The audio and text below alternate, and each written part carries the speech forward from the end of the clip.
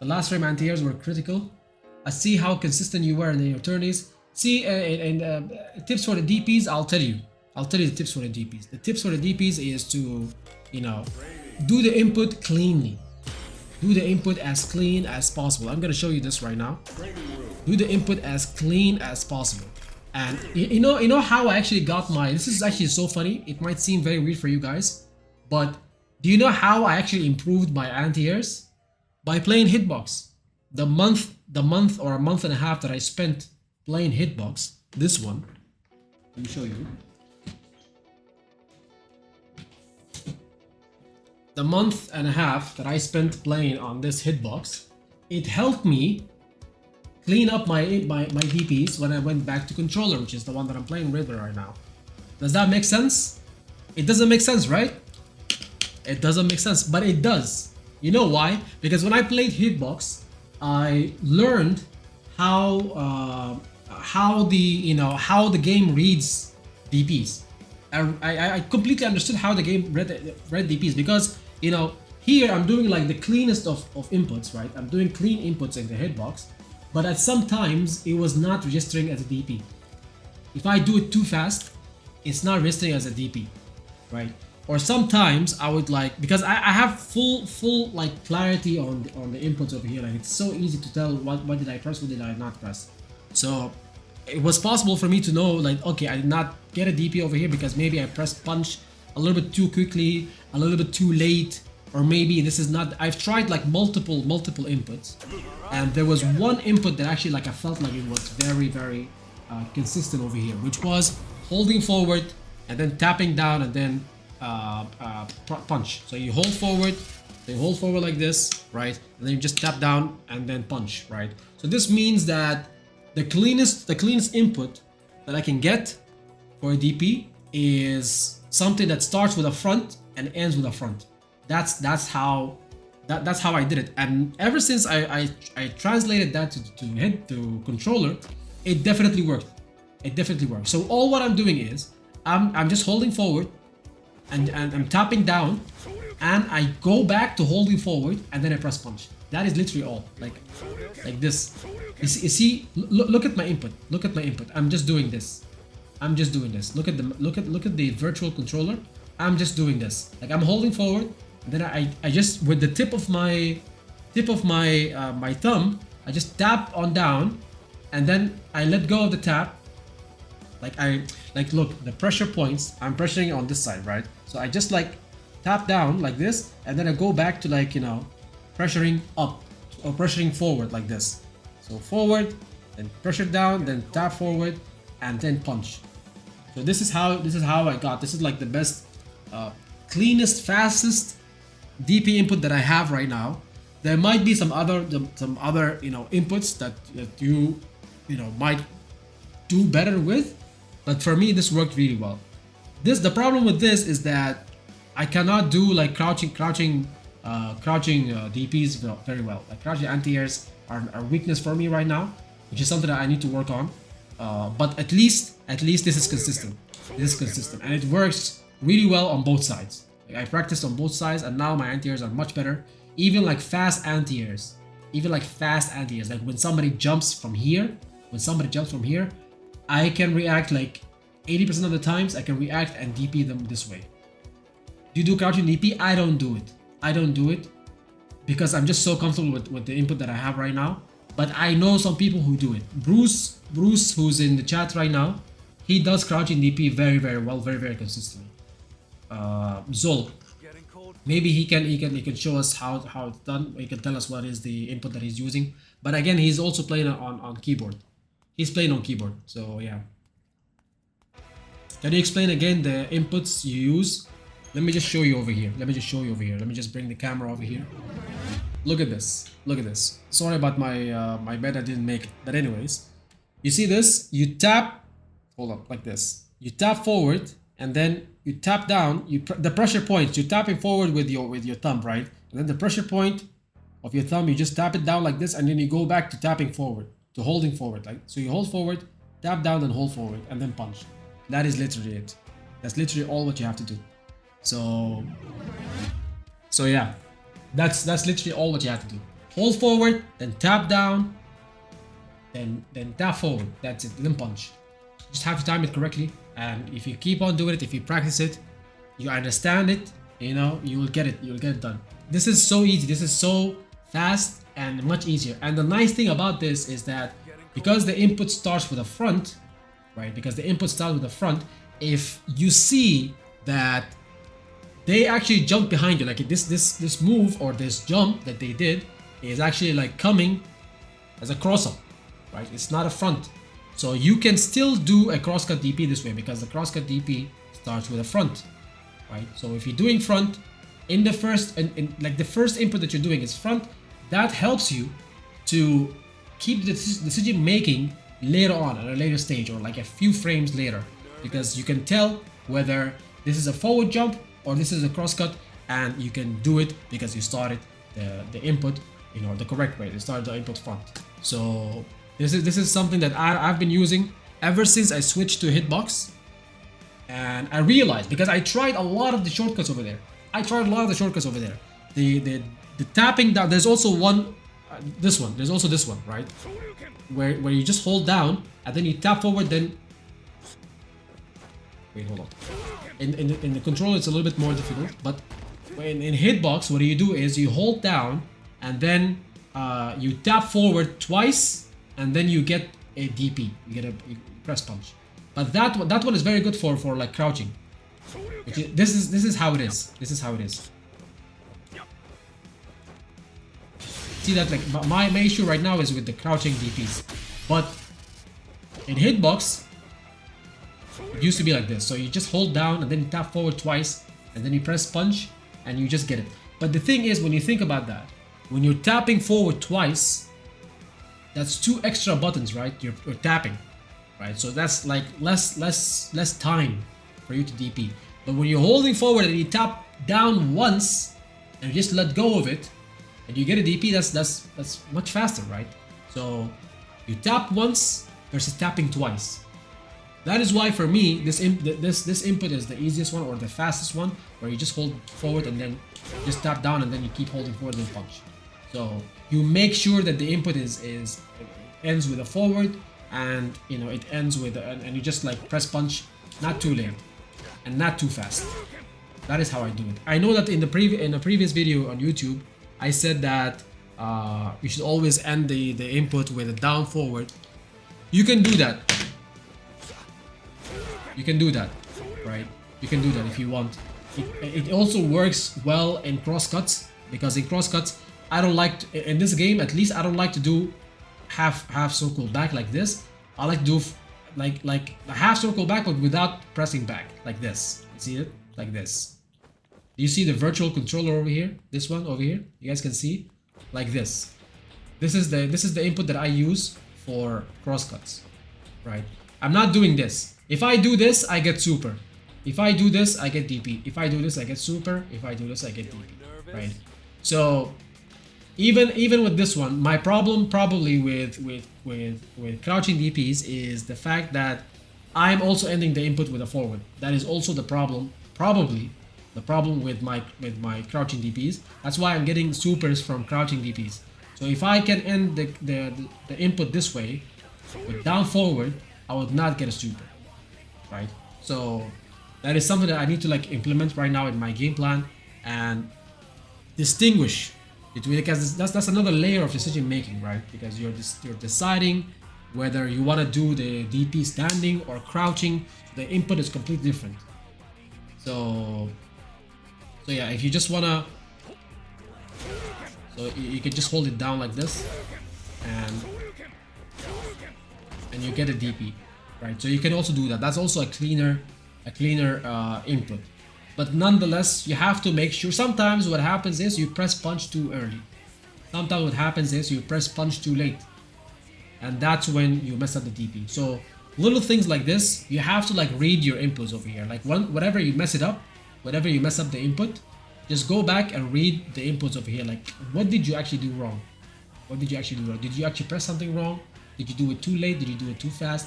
And that actually does help cleaning up your DPs and making you more consistent with them. That's how I did it. And you guys know how much I struggled with DPs. I struggled so much for so long with DPs in this game specifically. So the moment I started to understand how the game reads them, I improved. Both ways okay, so as long as you can get what you're trying to do. Yeah, I agree. But as I said, from standing, the best way is just this. This is the best way from standing.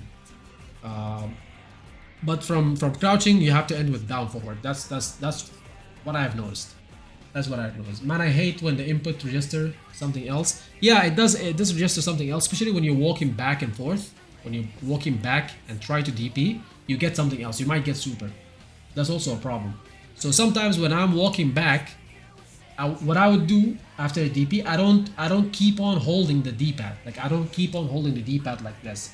I don't keep on pressure on all of the inputs. Like if I'm holding back, I don't do this, right? You see what I just did? Look at the virtual controller over here. If I'm holding back, I don't do this. You see that? I got super. This is exactly what happens, right? Exactly the problem that happens. So what I do is, if I'm walking back, I let go of all the inputs. All of the inputs, I just let go of them, and then I do the input cleanly. So I'm holding back, and then I just let go. Look at the virtual controller and compare to what happened before. So before that, I was like holding back, and then I pressed on down back and down, and then went back to this, and then did the DP input on the other side. And that way I got super. So what I did in the second one, I was holding back, but I let go of back. Once I saw the jump, I let go of back, and I went to neutral. I went to neutral for just a couple of frames, right? And then did the input cleanly. Look at that. It's very, very, very consistent. So I just need to, like, you know, let go of the inputs and do the input cleanly. Let go of the D-pad or the arrows and just do the input cleanly, and that works wonders. That works wonders. So yeah, you need to do this if you're trying to, like, you know, improve your DPs. Something that you need to do. And you guys can see, like, I'm learning new stuff. Like, I made the video before, like a long time ago, 5-6 months before, about how to improve your DPs in Street Fighter 6. But you guys can see, like, what I'm talking about right now is very, very different than what I said in that video, right? Because I learned new stuff. And, you know, if that was wrong, then this is like the updated version, you could say. I'm very glad we talked about this because I was going crazy. Yeah, and this is definitely going on YouTube. This is definitely going on YouTube because I want to help all the people. And you guys can notice, like, my DPs are noticeably a lot better. Noticeably a lot better. Noticeably a lot better. Where is the gun shop at? What gun shop? These guns? Are you talking about these guns? Bro, these are not sold, bro. They're hard earned. Do you guys want to see something cheap? Do you guys want to see something cheap? Do you guys want to see something cheap when it comes to, like, DPs? Okay, so with this controller, okay, first of all, thank you to the beautiful chat who got me this controller, this DualSense Edge. That, you know, I was able to win the tournament with this controller, and, you know, it's actually really, really good. The D-pad on this is very, very good. But there are some party tricks for this controller, right? So right now it's actually working in its default profile. So look at this. I'm like the left analog controls the movement, right? And the D-pad controls the movement. Everything is there. There are no back buttons. I don't have back buttons on this. Okay. So what I can do is I can press on this button over here, which you guys might not be able to see, and then press on square. You know what that will do? That will activate a new profile that I have done for Street Fighter 6, just for testing. I never played this way. But anyways, look at this. Right now, the left controller, or the left analog, it's not controlling the movement of the character, right? But the right one does. Do you see this? The right one does. So this one enables you to actually be a cheater. I don't know if this is cheating or just, like, let's not call it cheating, right? To be smart. Let's just call it that way. So what does this actually do? So look at this. So because the input that I just explained to you guys, which is you hold forward and then you tap down and then you keep holding forward and then you press punch, get a DP, right? just like a hitbox. So instead of doing it with my D-pad and then I might mess it up, I'll just keep on holding forward and then I'll tap down in the analog and then press punch with heavy punch, sorry. And I get a DP. Look at that. I'm like, my left hand is not moving, right? I'm literally just holding forward and then I'm tapping this, tapping down over here, and I get a DP. See that? See that? Do you guys see this? SOCD with pads. SOCD with pads, bro. We are doing the hitbox tricks, with the D-pad, bro. With the D-pad. Do you guys see how this is? Is it practical? It is practical. Like if you practice this, like it is very practical. It is very practical. Like it's consistent, bro. It's consistent, and it doesn't even require, like, you know, it doesn't even require thinking, because you're just holding forward and then tapping this. Like there is no like it's like a hitbox. It's literally like a hitbox. It's not cheating, bro. It is not cheating. This is like something that is, you're just moving the controller. Are you not able, like when you're playing on a D-pad, right? This analog is already activated, right? So why is it moving it here considered to be cheating? Think about that. Think about that. Think about that. You can do holding down and rolling up. Yeah, you can also do that. You can also do this. Look at this. Look at this. You can also hold down. You can also hold down this way, right? And then tap forward twice, and you get a DP. See that? Hold up. Oh man, it's a little bit more tricky. But you guys see it, right? I have to do it quickly. Or you can do the same thing, but with holding down with the analog this way, and then you tap forward. Oh, this is actually broken. Bro, this is actually so easy, bro. Look at this. Oh, look, hold up. You hold down with the right analog, and then you tap forward twice with the D-pad, and you get, bro, this is so easy.